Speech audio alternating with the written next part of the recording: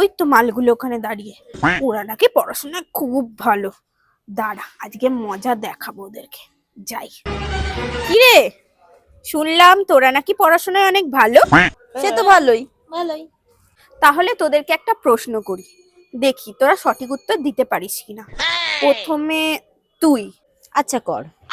আচ্ছা বল তো দেখি, একটা মেয়ের নাম তানিয়া, তার বয়স 15 বছর, তার বাবার নাম কি?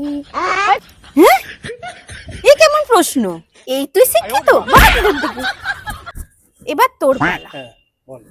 তুই বল তো দেখি, একটা গাড়িতে 15 লিটার তেল আছে, 50 কিলোমিটার যাবে, তাহলে গাড়িতে কজন আছে?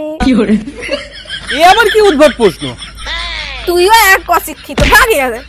আমার বন্ধুদের বিরক্ত করা, দাঁড়া তোর মজা আমি দেখাচ্ছি। এবার তোর পালা। হ্যাঁ হ্যাঁ, বল বল। তুই বল তো দেখি, গঙ্গায় কত মগ জল আছে? 15,62,62,305 মগ। তুই কি করে জানলি অত মগই জল আছে? বিশ্বাস হলো না তো তোর? তুই তাহলে আমার সাথে চল, তুই মগ দিয়ে তুলবি আর আমি গুনবো। ছাড়, তোকে আরো একটা প্রশ্ন করছি, কই বল তো দেখি।